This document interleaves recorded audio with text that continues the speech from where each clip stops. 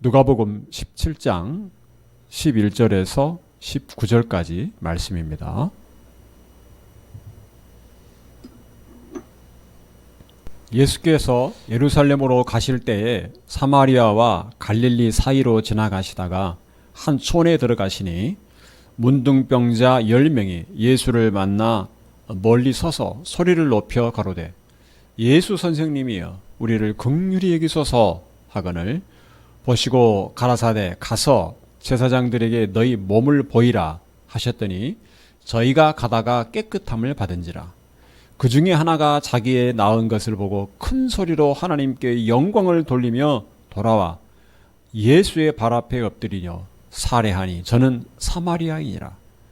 예수께서 대답하여 가라사대 10사람이 다 깨끗함을 받지 아니하였느냐? 그 9은 어디 있느냐? 이 이방인 외에는 하나님께 영광을 돌리러 돌아온 자가 없느냐 하시고 그에게 이르시되 일어나 가라 내 믿음이 너를 구원하였느니라 하시더라. 아멘. 기도하겠습니다. 하나님 아버지 은혜를 감사합니다.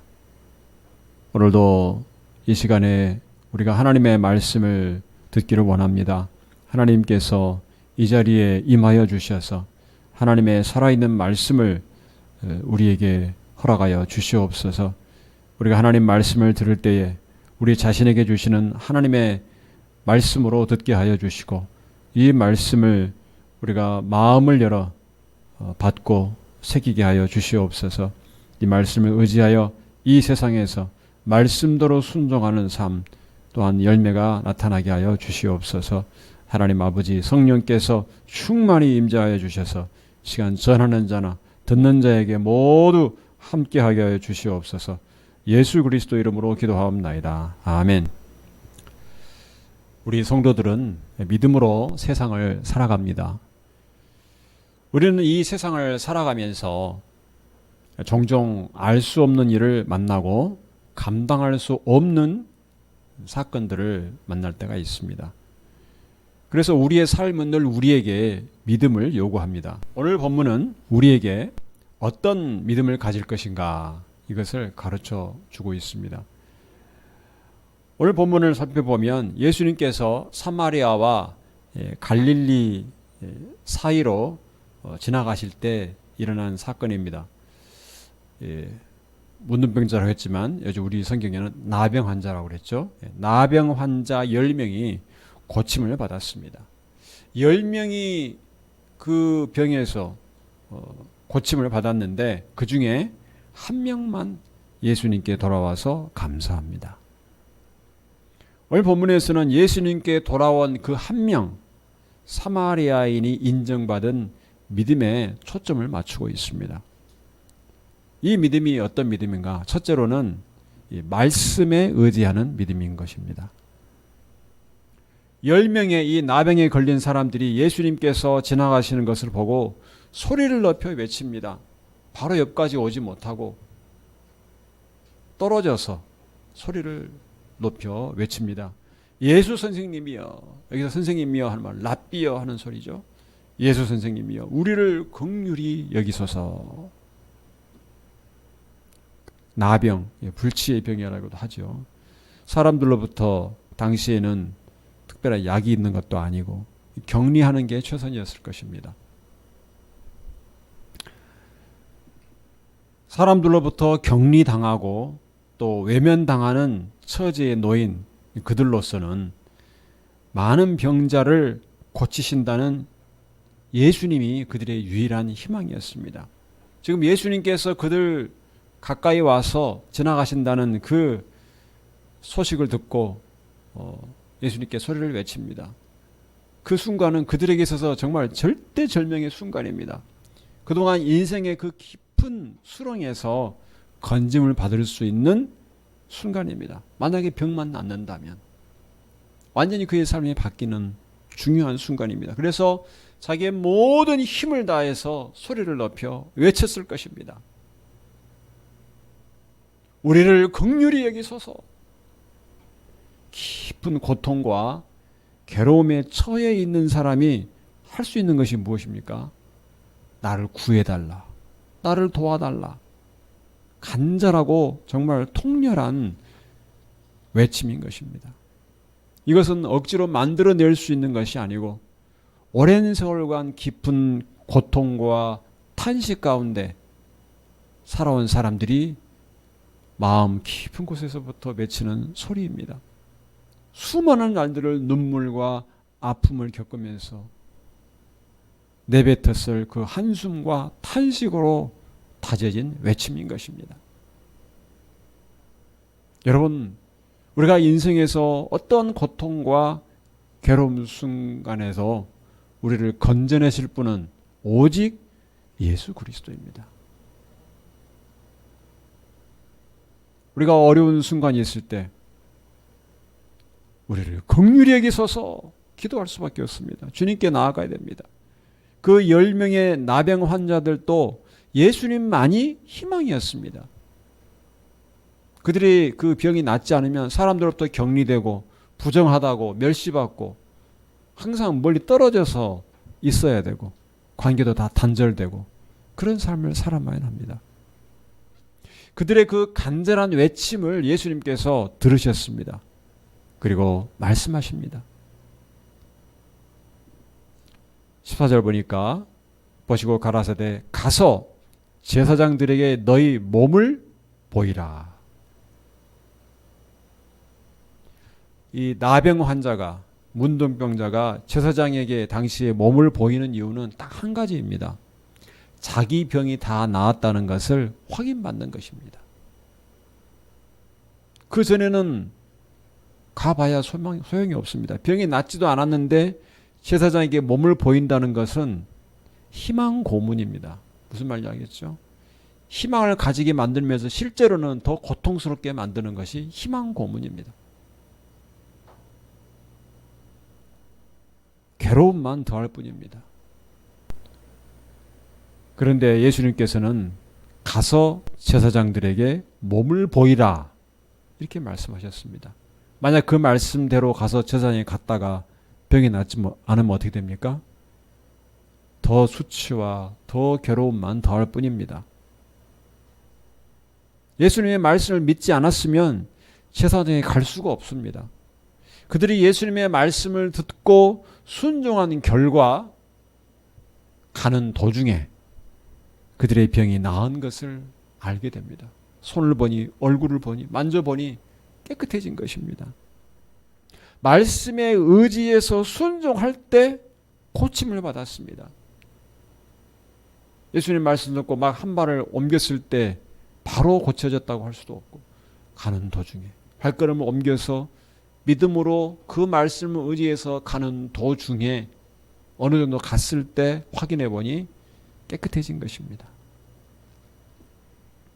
이것은 요한복음 2장에 있는 가나 혼인잔치에서 포도주가 다 떨어졌다고 했을 때 예수님께서 그 하인들에게 명해서 항아리에 물을 가득 채워서 연회장에 갖다 주라. 그랬을 때 그 하인들이 예수님 말씀에 순종하였습니다. 물을 가득 채워서 갖다 주었습니다. 그때 일어난 기적과 같은 것입니다. 물이 가는 도중에 변화해서 연회장에 도착했을 때는 최고의 포도주가 되었습니다. 우리가 고통과 괴로움에 처한 상황에서 우리가 할 일은 말씀에 의지해서 순종하는 것입니다. 우리를 긍휼히 여기소서 기도와 함께 우리는 하나님의 약속과 하나님의 말씀을 붙잡고 나아가는 것입니다. 베드로 경우도 마찬가지였습니다. 그가 밤새도록 물고기를 잡지 못한 채 어부였음에도 불구하고 한 마리도 잡지 못하고 있었을 때 예수님께서 깊은 데에 그물을 던지라. 그때 베드로가 예수님 말씀에 순종합니다. 누가복음 5장 5절 말씀 보면 시몬이 대답하여 가로되 선생이여 우리들이 밤이 맞도록 수고를 하였으되 얻은 것이 없지만은 말씀에 의지하여 내가 그물을 내리리이다. 말씀에 의지해서 이 말씀에 의지하여 순종하는 믿음을 가질 때 하나님의 능력이 나타납니다. 그 말씀은 곧 하나님이기 때문에 그렇습니다. 그 말씀에 의지할 때 하나님의 권위가 실린 말씀이 존중받을 때 하나님의 능력이 나타납니다. 병이 고침을 받습니다. 불가능해 보이는 일이라 해도, 믿어지지 않는 일이라 해도 하나님의 말씀에 순종하는 믿음이 우리에게 있어서 늘 필요합니다.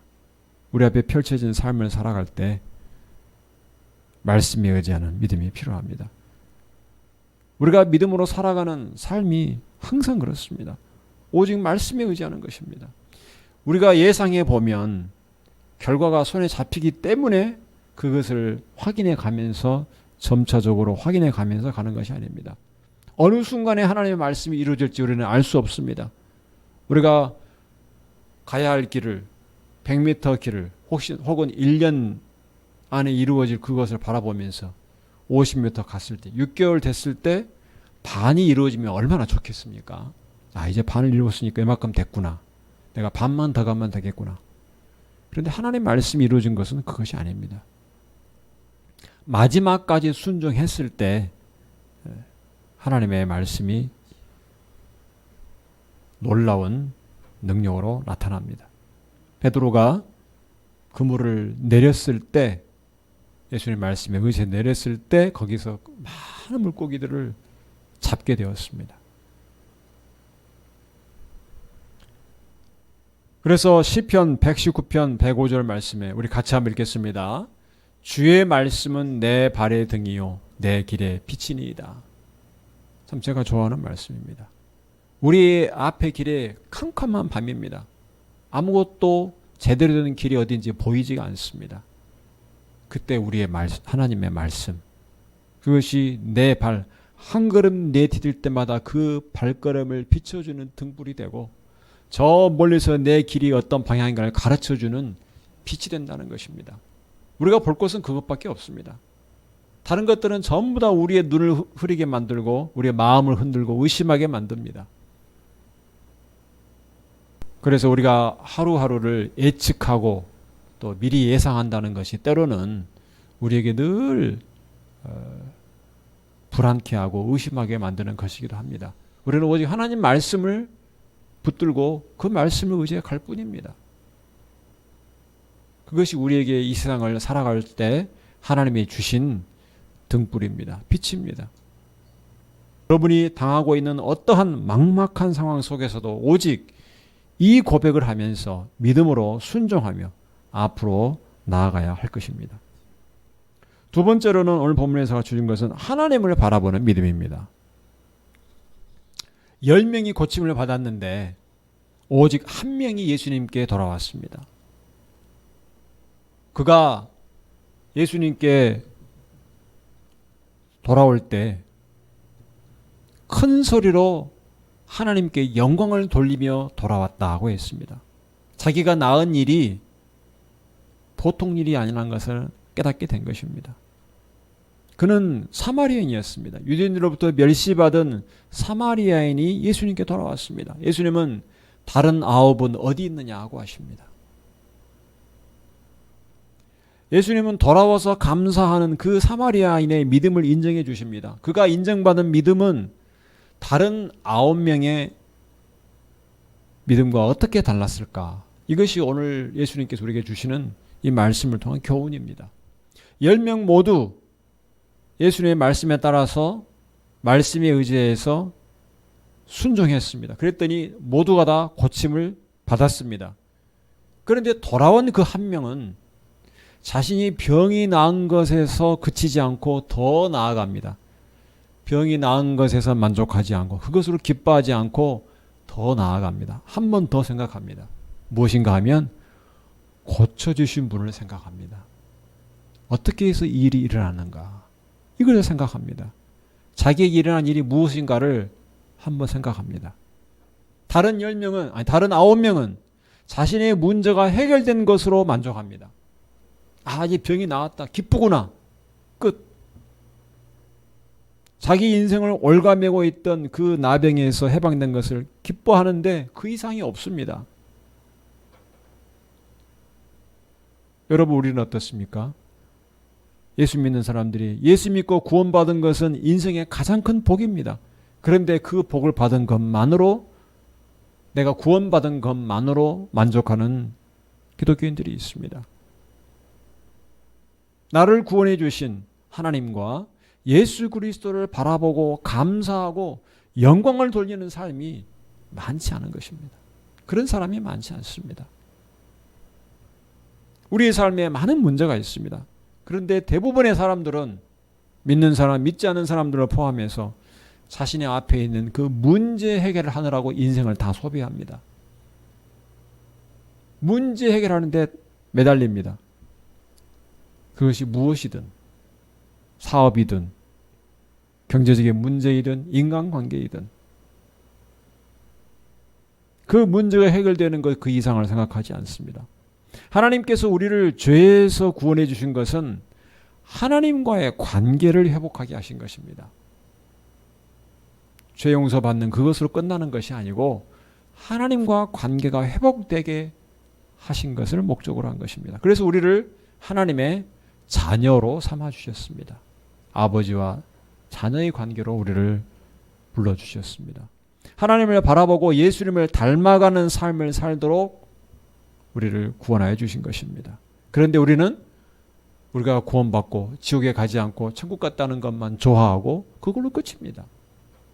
그런 경우가 얼마나 많습니까? 예수님을 따라가는 삶, 제자의 삶을 살려고 하지 않습니다. 그냥 편하게 살다가 천국 가면 그만이라고 생각합니다. 좁고 험한 이 십자가의 길은 가기가 싫은 것입니다. 그래서 모든 일에, 모든 삶에서 모든 것을 먹든지 마시든지 하나님의 영광을 위해서 하야 함에도 불구하고 나는 구원받았으니까, 이제 보장이 됐으니까, 천국이 보장되었으니까 이 세상은 적당히 살다가 신앙생활하다 가자. 이런 생각을 하는 사람들이 있습니다. 그래서 하나님께서 이 믿는 성도들을 세상에 살게 하신 하나님의 뜻에 관심이 없습니다. 자기가 원하는 것에만 관심이 있습니다. 하나님 이거 해주세요. 저거 해주세요. 이거 필요합니다. 하나님이 무엇을 원하시는가에 대해 관심이 없는 것입니다. 자기의 눈앞에 있는 문제가 해결되는 것에만 관심이 있습니다. 인간관계나 직장 문제나 자녀 문제나 어떤 건강에나 문제가 있을 때만 하나님을 찾습니다. 그러니까 하나님께서 계속 문제를 주시죠. 하나님을 찾도록 하기 위해서. 문제가 없으면 하나님 찾지 않습니다. 하나님께서 우리를 긍휼히 여기셔서 자꾸 문제를 주시는 겁니다. 그 문제가 있어야 하나님께 나오기 때문에. 하나님, 나를 긍휼히 여기소서, 나를 도와주소서. 이렇게 문제가 있을 때만 기도할 것이 아니라 하나님의 뜻이 무엇인지를 알기를 원합니다. 저를 통해서 하나님의 뜻이 이루어지기를 원합니다. 지금 이 순간에 내가 어려움이 있지만 이것을 통해서 하나님께서 무엇을 원하십니까? 이것이 우리의 기도가 되어야 됩니다. 오늘 본문의 사마리아인의 믿음을 우리가 본받아야 할 것입니다. 그는 자신에게 일어난 일이 무슨 일인가를 생각을 했고, 자기가 이 나병에서 나은 것이 사람의 능력으로 된 것이 아닌 것을 알았습니다. 이것은 하나님의 능력이었습니다. 그래서 큰 소리로 하나님께 영광을 돌렸다고 했습니다. 그리고 예수님께 와서 그 발 아래 엎드립니다. 그리고 예수님께 감사합니다. 하나님께 구원받은 성도가 이 세상에서 살아가는 것은 하나님께 영광을 돌리기 위해서 살아가는 것입니다. 우리 자신을 위해서 살도록 하기 위해서 하나님께서 우리를 구원하신 것이 아닙니다. 고린도후서 5장 15절 말씀했죠. 우리를 구원해 주신 것은, 나를 사랑하사 나를 구원하신 것은 나를 위하여 살지 않고 나를 구원하신, 우리를 구원하신 예수 그리스도를 위하여 살게 하신 것이다. 그것이 우리를 구원하신 목적이라고 말씀하지 않습니까?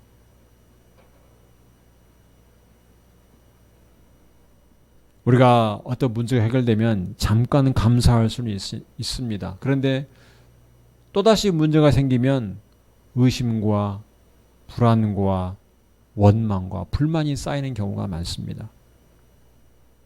문제 해결만 매달리기 때문에 그렇습니다. 우리가 그 어떤 순간에도 하나님을 바라보는 믿음을 가져야 됩니다.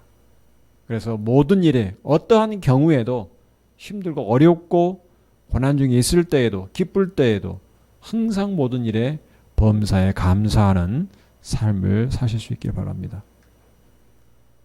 하나님께 영광을 돌리는 믿음은 문제만 바라보지 않고 하나님을 바라보는 믿음입니다. 여러분의 시선이 늘 하나님을 향해서 있어야 합니다. 우리가 어떤 눈앞에 있는 문제만 바라보면 흔들리기 쉽습니다. 그 문제만 해결되면 좋겠다는 마음에 깊은 소원이 있습니다. 그때 그 문제만 바라보게 되면 그 문제를 해결해 주는 것은 무엇이든지 찾고 싶어 합니다. 그것이 하나님에도 상관없고 하나님이 아니더라도 이 문제만 해결됐으면 좋겠다라고 생각합니다. 그러다가 이스라엘 백성처럼 우상에 빠지는 것입니다. 예수 믿는다는 교회 성도들이 사주팔자 찾고 점을 보러 다니는 것입니다. 이번에 우리 자식이 대학에 갈 수 있을지, 좋은 어떤 배필을 만날 수 있을지, 교회 다닌다는 사람들이 점집을 찾아갑니다. 회개망측한 일입니다. 차마 절에는 갈 수 없고 그래도 생활 속에서 미신을 믿는 경우가 있습니다. 이거 하면 부정탄다. 신앙을 가진다는 사람들이 그런 말을 합니다. 운이 좋다거나 재수가 없다. 이런 말을 하기도 합니다. 우리 성도에게 있어서 운이나 재수 그런 건 없습니다. 모두 하나님의 섭리 가운데 있습니다. 하나님의 인도하심 가운데 있다는 것을 믿어야 합니다. 그래서 우리가 큰 재앙을 만나더라도 우리가 지금 코로나19 벗어난 지가 지금 몇 년 돼가지고 이제 불과 2년 이제 돼가는 것 같은데 그런 일이 있더라도 우리는 고백할 수 있어야 됩니다. 고백할 수 있어야 됩니다. 하나님의 섭리 가운데 있다. 그렇지 않으면 우리는 우리에게 뭔가 위로를 주고 위안을 주는 말에 귀가 솔깃하고 그러다가 세상의 말에 귀를 기울이게 되는 것입니다. 하나님만 바라보는 믿음을 가진 자는 외양간에 소가 없고 무화과 나무에 열매가 없어도 하나님께 감사하고 즐거워할 수 있습니다. 외양간에 소가 가득한 것이 다가 아니기 때문에 내가 먹을 열매가 없어도 그것이 전부가 아니기 때문에 하나님 때문에 즐거워할 수 있는 것입니다. 하나님께 영광을 돌리며 사는 사람은 눈앞은 어려움 때문에 하나님을 원망하지 않습니다. 하나님 의지하고 인내하고 견딜 수 있습니다. 말씀과 약속을 붙잡고 인내로서 연단을 이루며 나아가는 것입니다. 세 번째로 오늘 본문에서 가르쳐주는 것은 주님께 인정받는 믿음을 가져야 한다는 것입니다. 오늘 본문 19절 말씀을 보면 그에게 이르시되 일어나 가라 내 믿음이 너를 구원하였느니라 하시더라. 이 돌아온 그 사마리아인은 주님께 믿음을 인정받았습니다. 이것이 어떤 의미를 가지는가? 와서 돌아오지 않은 이 9명의 그 사람들의 믿음과 어떻게 다른 것인가? 예수님이 이렇게 인정해 준 것이 무슨 의미를 갖는가? 우리가 살펴봐야 됩니다. 이 말씀에서 구원이 무엇을 의미하는지 좀 살펴볼 필요가 있습니다. 성경에서 구원은 우리가 복음에서 말하는 구원은 우리가 죄와 사망으로부터 구원받은 것, 영원한 죽음인 지옥으로 떨어지는 심판으로부터 면제받고 구원받는 것, 이것을 의미합니다. 그런데 이 오늘 이 19절에 쓰인 구원, 헬라어로 소조라는 것은 더 넓은 의미에서 어려움에서 건져준다는 뜻입니다. 우리가 야구 경기를 할 때도 투수가 교체되면서 구원 투수라고 그러죠. 예. 어려운 위기의 순간에 다른 투수가 나와서 그 역할을 대신할 때. 그래서 이 구원은 광범위하게 씁니다. 죄를 비롯해서 어떤 고난이나 위기에서, 병에서, 억압에서 구해준다는 의미로 구원이란 말을 사용합니다. 그래서 영어 성경에서는 이 오늘 구절에 있는 말씀을 번역할 때 내 믿음이 너를 낫게 하였다 이렇게 번역을 했습니다. made well, well이라는 말로 번역을 했습니다. 웰빙, 우리 그런 말 하죠. 더 나은 삶. 예를 들어서 예수님의 명령에 따라서 물 위를 걷던 베드로가 파도와 바람을 보고 물에 빠져갈 때 주여 나를 구원하소서 라고 했을 때 이때도 같은 단어입니다. 이 상황에서 베드로는 나를 죄에서 구원해 주소서 라고 의미했던 것이 아니라 나를 물에 빠지는 것에서 건져 주십시오. 이런 의미에서 구원이라는 말을 사용했습니다. 또한 이 같은 단어가 혈루증을 앓던 여자의 경우에도 사용이 되었습니다. 마태복음 9장 21절에서 22절을 보면 이는 제 마음에 그 겉옷만 만져도 구원을 받겠다 함이라. 예수께서 돌이켜 그를 보시며 가라사대 따라 안심하라 내 믿음이 너를 구원하였다 하시니 여자가 그 시로 구원을 받으리라. 오늘 본문의 상황과 거의 동일한 상황입니다. 여기서도 예수님께서 내 믿음이 너를 구원하였다 이렇게 말씀하셨습니다. 물론 이 말씀이 예수님께서 단지 그 몸의 병만 고쳐지는 것에 관심이 있었고 영혼에는 관심이 없었다. 그 의미는 아닐 것입니다. 다른 9명과 오늘 돌아온 한 명의 사마리안이 똑같이 나병에서 고침을 받았습니다. 그러면 예수님이 하신 말씀이 그 한 명에게 무슨 의미가 있습니까? 주님께 인정받은 것입니다. 인정받은 믿음입니다. 다른 9은 자신들이 나병에서 나은 것으로 끝났습니다. 그러나 주님께 돌아와서 하나님께 영광을 돌린 그 사마리아인은 칭찬과 인정을 받았습니다. 그는 자신을 고쳐주신 성자 하나님이신 예수님을 만난 것입니다. 진정한 구원은 우리의 몸이 고침을 받거나 삶에서 문제가 해결된 것만을 의미하지 않습니다. 예수님을 만나는 것입니다. 이것이야말로 참된 구원입니다. 만약 병에서 고침받고 경제적인 문제가 해결되고 부도가 날 뻔한 사업이 성공하게 된 것, 그것이 구원이라면 이 세상에서 죽고 나면 다 헛된 것입니다. 예수님을 만나 주님으로 영접하지 못한 사람은 진정한 구원을 받지 못한 것입니다. 예수님 안에서 성령으로 거듭나야 진정한 구원이 있는 것입니다. 나병이 나은 것보다 더 중요한 것은 예수님을 만난 것입니다. 오늘 또한 이 구절에서 중요한 것은 주님께서 믿음을 강조하신 것을 우리가 주목을 해야 됩니다.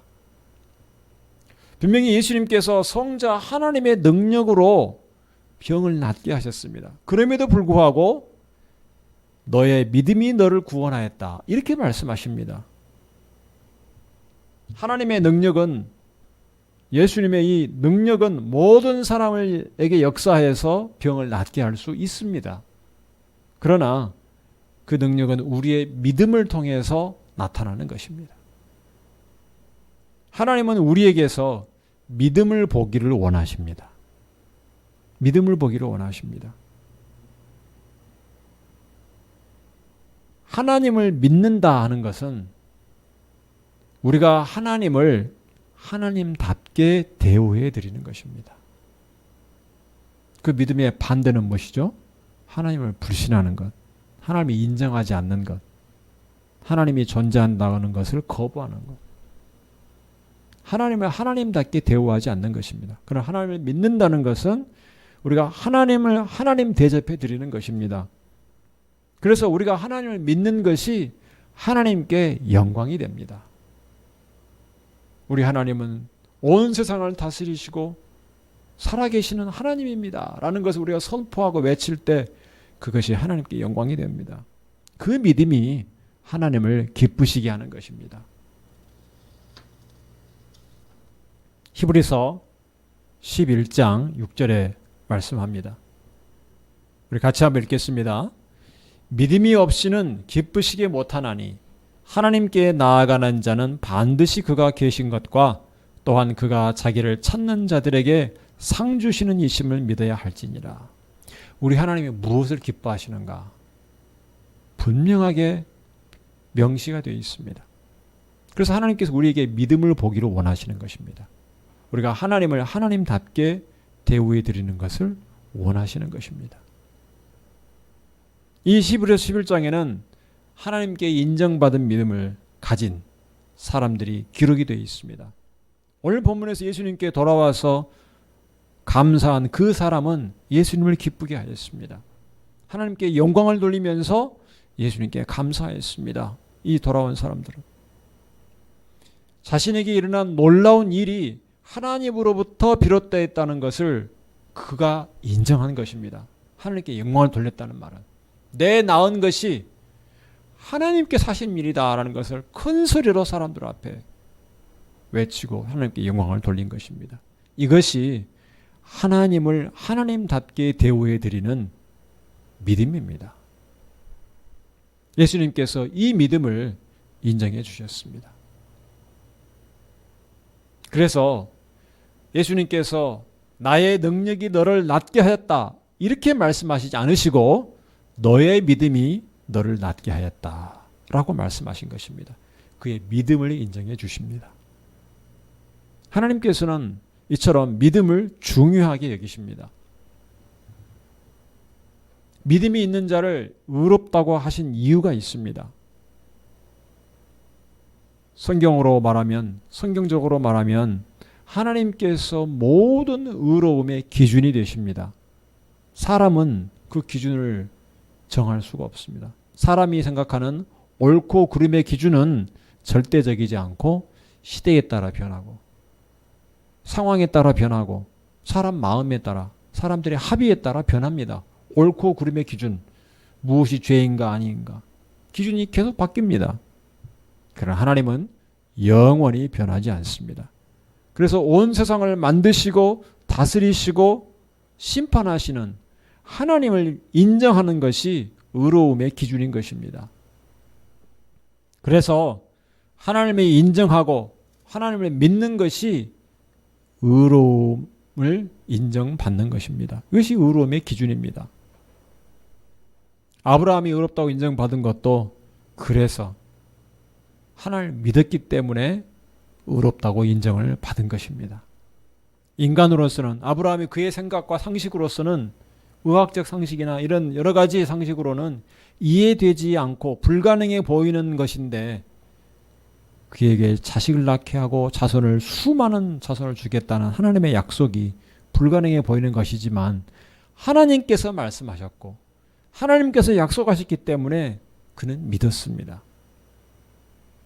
그리고 그 믿음을 가진 아브라함을 하나님께서 의롭다고 여겨주시는 것입니다. 인정해 주십니다. 이 하나님께서 인정해 주신 믿음, 하나님께 의롭다고 인정받은 믿음을 가진 자만이 천국에 가는 것입니다. 인간이 생각하는 걸 옳고 그름의 기준에 따라서 의롭고 착한 사람이 가는 것이 아니라 하나님을 믿는 자, 하나님답게 인정하는 이 믿음을 가진 자가 의롭다고 인정받고 천국에 가는 것입니다.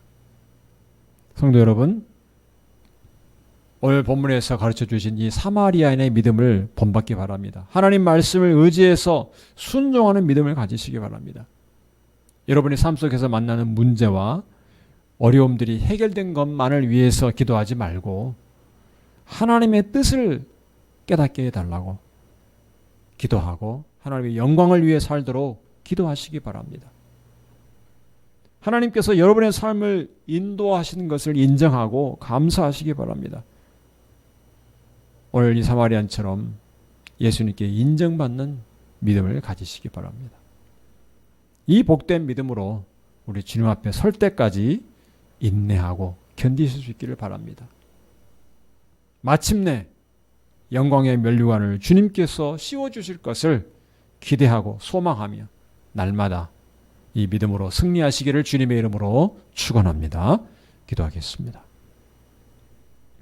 살아계신 하나님 아버지, 오늘도 우리에게 믿음에 대해서 가르쳐 주시니 감사합니다.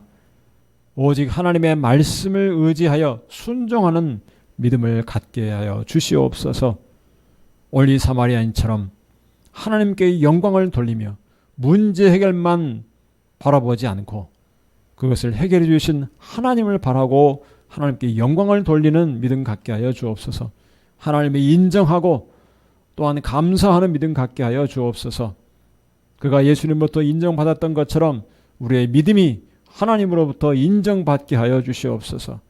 우리 주님이 오시는 그날까지, 주님 앞에 서는 그날까지 인내하고 견디며 소망을 가지고 끝까지 이 복된 믿음으로 나아갈 수 있게 하여 주시옵소서.